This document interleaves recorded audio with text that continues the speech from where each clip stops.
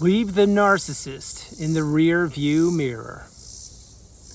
Think about that for a minute. Everyone, if you like the content, please like, subscribe, and share. So the rear view mirror, if you take a look at the thumbnail, you will see what it looks like. It looks like destruction. It looks like nothing good took place back there. You are getting away from the rear view mirror. You are getting away from the past. You are focusing on what serves you. You're breaking the ties from the narcissist. And you're getting as far away from that person as fast as you possibly can, just like that thumbnail illustrates. Putting the narcissist in the rear view mirror is something that you need to do. If you think you're strong enough to handle the toxicity of the narcissist, you need to think again. There is not one human being that's ever been born on this planet called Earth, or ever will be, that will be able to tolerate the wrath of the narcissist repeatedly. None of us can tolerate it. You may say that's true, but why is that true? Well, that's why this is the relationship you need to heal from. Other relationships you were a part of, you didn't have to heal from them because they didn't do damage to you. Sure, maybe you got your heart broken once in a while, or maybe somebody let you down, or somebody didn't pay you back a couple $100 or whatever, but the narcissist does damage intentionally and deliberately and on purpose. And the narcissist is envious and they're jealous. They're also cowards. And now you know they're bullies. You also know that they will do anything they can do to keep connections to people who are doing things for them. That's why the discard takes place. The discard takes place, the reason why the discard takes place, there are multiple reasons. One, though, is because the narcissist doesn't see the fuel source, which was me, and I can assure you it was you, as having much left in the tank. You see, they took it all. They took almost everything they could take. And when you're broken and you're running on fumes, and your energy level is less than 1%, and you have no money, and you have credit card debt, and your health is ailing, and your relationships have gone out the window, and you can't keep your job, or you can't get a job, or you can't hold your job, but you can't concentrate, and the narcissist is living in your mind rent-free, and they're peppering you with abuse, that is no way to be living. I lived that way for quite a long period of time. Once you get the wisdom, you have to apply the tools, and the tools are to go no contact. If not now, when? You also have to leave the narcissist in the rear view mirror. Think about what the rear view mirror in a car does. What does it do? It lets you see how far away you are moving from the past, from what was in your back. That's what it allows you to do. What is the windshield of a car for? The windshield is huge. The rear view mirror is tiny. The rear view mirror is because the past needs to stay just where it is, in the past. And that's something the narcissist did not want you ever to do. That's why they kept on bringing up the past with you. But the windshield of your car, it's huge because the possibilities are endless. They're limitless. Once you heal and you get the message, you will be able to understand that all these videos I've created for almost 6 years, they're completely accurate, they're true, and you're living step by step what I'm sharing with you. You see, I most likely am in front of you on the healing path. It doesn't mean I am, but most likely I am. Again, this could be the first video you're ever consuming. You may have healed 30 years ago, long before I even knew what narcissism was. That's not the point. What the point is you're on the path. When you're on the path, you need to stay on the path. And the path isn't for everyone. The path, the healing path, is for those of us who were in a toxic relationship, who are either out or who are preparing to get out, and we are beginning to figure out what happened to us, what we will do now, and how to avoid this happening in the future. And that's why it is not one size fits all. That's why if you understand where you are now in the journey, maybe you have healed. Let's say you have healed. Well, then you know everything I'm talking about. It resonates with you, and you could probably add in another few nuggets of wisdom that maybe I don't even know about yet. If you haven't healed, then you need to continue to tune into the beacon of light. You need to continue to be part of the community. You need to continue to get your cup full. And eventually you will realize that you're going to have to leave the narcissist in your rear view mirror. You see, there are so many people who have done exactly what I have done. And I did what I did years ago, which is go no contact, block the narcissists, plural, delete them, remove them, and all fly monkeys and people associated with them. And since I've done what I've done, and since I've created my channel, there are hundreds of millions, billions approaching of people who are getting the message. Now, of those people, of the number of people who block the narcissist, well, that's up for debate. But I can tell you this, and I can assure you, and this is completely accurate, when you do your part by going no contact, like I've done my part, there are 2 less avenues of communication that these toxic people can try to approach. When other people do their part, then there are even fewer avenues of communication that the narcissist has, which is why you need to leave them in the rear view mirror. Think about this. Think about when you first learned how to drive a car, that is. What did you do?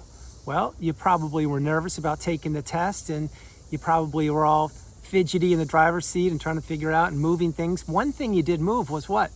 That's right. It was the rear view mirror. Now, why did you move that? I'll tell you why. Because you were probably a little short or a little tall, but you had to adjust the rear view mirror for your vision. When you adjusted it, what happened? Then you could see the rear of the car as perfectly as was possible via the rear view mirror. Well, you actually made a move to maneuver the mirror, and then you could see what was in the past. Now, when you were taking your driver's test, how often did you look in the rear view mirror? Maybe once or twice, maybe just to check a box because you were being judged by the person who was giving you the pass-fail test in the right side of the passenger seat. But you had to move it, and if you didn't, it would stay stuck where it was. Now, having said that, if I moved my rear view mirror when I was taking my driver's test, maybe I had to lower or raise it again because maybe I'm not your height. But you see, that's why the rear view mirror is specific for you. It is your rear view mirror. It is not mine. It is not your neighbor's. You need to leave the person you're considering in the past. You need to leave them in the rear view mirror. Now, having said that, going back to the windshield, when you were taking the driver's test or you're driving a car, you understand the windshield's huge. It's because you need to have as much vision to be able to see what is approaching you or where you want to go or what is up in front of you. That's why what's in front, it's endless, it's vastless, it's limitless. This is why I talk about, and this is what I've shared for years in videos, when you heal, you can take a class, teach a class, read a book, write a book, because the sky is the limit, because the possibilities are endless and they're limitless. When you're stuck in the past and you're still looking in that little rear view mirror thinking that something's going to change, knowing it's not going to, well, then you're stuck or you're frozen or you haven't healed properly or you are healing and you're trying to figure out what to do. That's why I create the videos, to let you know that, yeah, this is a journey. It's a marathon. It's not a sprint. And I too was looking in the rear view mirror for a period of time until I finally didn't. I still need the rear view mirror to create videos. I still need the rear view mirror, even though I don't drive, to be able to reflect back on what happened to me and my experience in this journey called life. And that's what I do every single day. I tap into it during one-on-one sessions. I tap into it when I'm creating videos. And I tap into it in my day-to-day life when I'm interacting with average everyday people. But I can assure you one thing, if you haven't gone no contact yet, you do not know what the benefits will be until you've done it. So why I mention that is this. Going no contact, it's not the solution by a long shot, but it is a huge tool to help you regain your energy, to help you regain your clarity, to help you regain your mindset, and to understand that the narcissist never cared about you. They wanted you trapped. They wanted you stuck. They wanted you looking back in that rear view mirror. That's what they wanted. They wanted you leaving doors of communication open so at a later date they could kick them wide open, meaning snail mail, voicemail, text, phone call, any other ways of where you live, etc., your job. They wanted to have access to you. Once you cut those ties, you will figure out rather quickly that you will feel lighter. And the lighter you feel, the less you will be looking in the rear view mirror. The less you're looking in the rear view mirror, the bigger the windshield of the car, figuratively speaking, will get. And that's when you will realize that, oh my gosh, you were in an invisible prison. You were in a mental prison. You were in a place that I coined years ago, the narcissistic fog. That's where you were existing. You weren't living. You weren't thriving. You were stuck in that hamster wheel going around and around and around. It's like Groundhog Day. It's like 50 first dates. It's like, when is this going to end? It's Bizarro World. It's the same old loop going around. Well, that's where you were stuck. That's where I was stuck. And then what happened? Well, I'll tell you exactly what happened with me and probably with you. You were discarded, or you figured it out. Any way you cut it, you were in a relationship with a narcissist from hell, and my heart goes out to you. And what were you doing? Well, you were trying to figure out what had happened. You didn't even know what narcissism was at that point. When you finally figured it out, and I did too after the discard, then you probably did what I did. I collapsed to the ground. I'll never forget it. And I was wailing uncontrollably, carnal screams, if you would, because I couldn't believe that I was in a relationship with somebody like this. I also couldn't believe that the betrayal of a lifetime was just beginning to unfold before my very eyes. And I also couldn't even wrap my head around why I wasn't informed about this years ago. Well, that's exactly why I took the onus upon myself to create videos, to pay it forward, to help you out, to give you wisdom. And I'm the conduit, and the perfect conduit to do that. You see, at one point, we all were what is known as the new supply. I was, you were. And the new supply, when you're in that role, and you will never be again, and I'll tell you right now, I sure as heck will never be in that role ever again, in this lifetime or in the afterlife, whatever happens next. When you're in that role, you think that the person or the relationship or the experience is going to get better and better and better. It's almost too good to be true. Well, it is too good to be true, and now you know that. In the older days, when I would create videos, I used to share this example. I'll bring it back right now. Picture a used car on a used car lot. In the old days, I'm not talking about today, I'm talking about the 70s. You used to see a Beetle or a VW Bug or some Datsun B210. I got you, you weren't even thinking about that.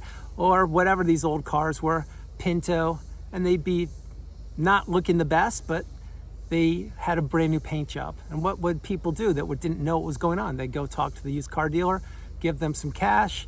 The paint job was the sale.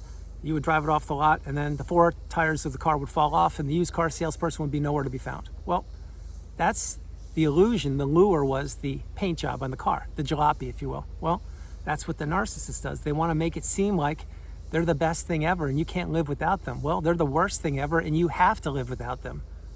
I could go on and on and on for the next 30 hours straight. Just give me some water, a nice peaceful place. I'm going to get ready to close the video. I'm going to share this with you.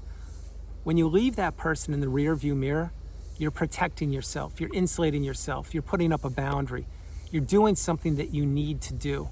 Now, again, is that something you're accustomed to doing? No. But you were pushed to the brink. You were pushed to the breaking point. You probably experienced reactive abuse more than once. Well, I'm sure you experienced it at least once. And if you don't know what that is, it's something you should never experience again in your life.